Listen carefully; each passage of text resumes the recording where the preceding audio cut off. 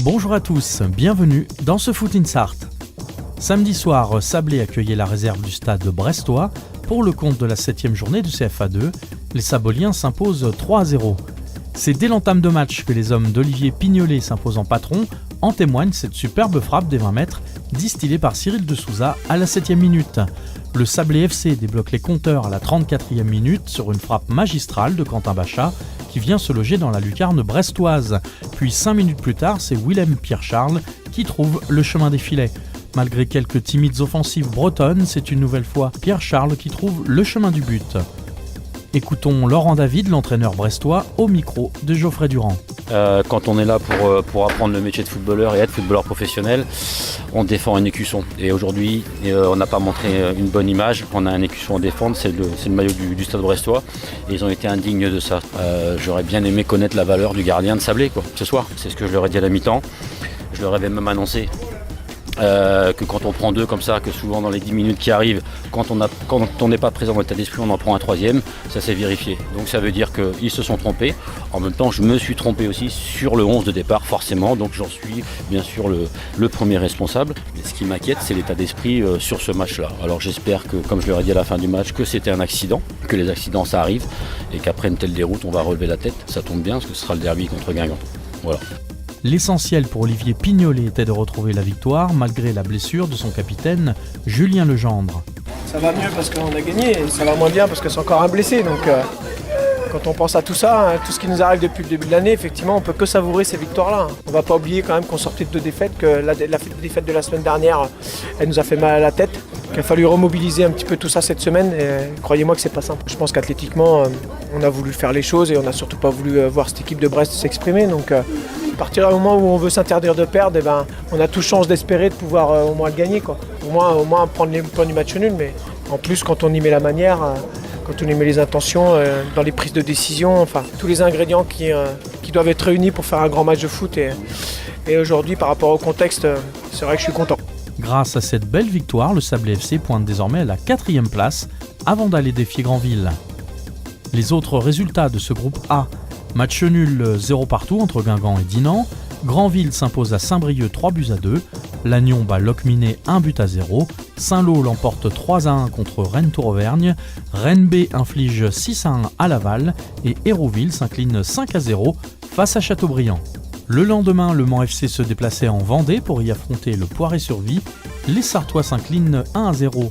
Malgré un match équilibré des deux côtés et quelques occasions de part et d'autre, les hommes d'Alexandre Clément encaisseront le seul but de la rencontre à la 80e minute.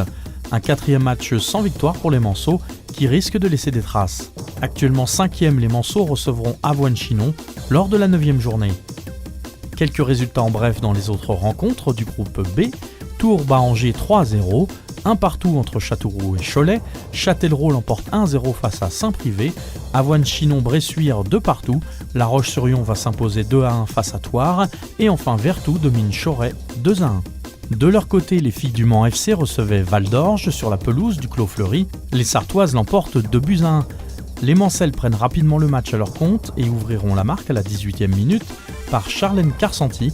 Puis à la 85e minute, Claire Lelarge doublera la mise. 2 minutes plus tard, les adversaires du jour réduiront le score par Verdier avant de se procurer un pénalty généreusement accordé en toute fin de rencontre qui sera finalement bien repoussé par la main ferme de Mélanie Fourchard. Un bon match malgré la défaite pour Nicolas Carrick, l'entraîneur de cette équipe de Val d'Orge. Je pense que sur l'ensemble du match, un match nul aurait été logique. On a fait une bonne première mi-temps où on a eu juste 5-10 minutes un peu dures, où on est mené au score. Après on doit égaliser et malheureusement on n'arrive pas à faire le bon geste au bon moment. Deuxième mi-temps, ça va d'un but à l'autre parce que c'est plus dur physiquement. Maintenant elles ont la chance de marquer le deuxième juste à la fin, on aurait pu égaliser avant. Voilà. Après on a les balles pour revenir malgré tout, mais bon. Voilà, je trouve qu'on a fait un match correct, comme le Mans d'ailleurs, un match sérieux des deux côtés, c'est un match agréable à voir. Donc faut s'appuyer là-dessus, même si la défaite au niveau du classement, c'est compliqué.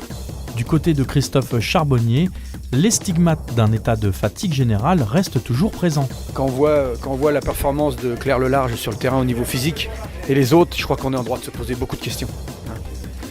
Donc à partir de là, même Charlène qui rentre pourtant de blessure avait l'air quand même plus affûtée que les autres. Donc je crois qu'on est en droit de se poser des questions et je crois que sans un moral exceptionnel, tu n'aurais pas gagné ce match. Il y a 3 semaines, on ne gagne pas ce match. Et pourtant, je pense qu'intrinsèquement, il n'y a rien à dire. Hein. On est plus fort qu'elle. Mais voilà, il aurait pu y avoir sur un fait penalty, pas penalty. Je pense que l'arbitre a sauté sur l'occasion comme il l'a sauté pendant tout le match sur l'occasion de siffler contre nous. Donc ça correspond juste à ce que j'ai vu. Mais je pense que la logique a été respectée. Les Mancelles pointent à la 4e place et iront tenter de décrocher une victoire face à Quimper ce dimanche.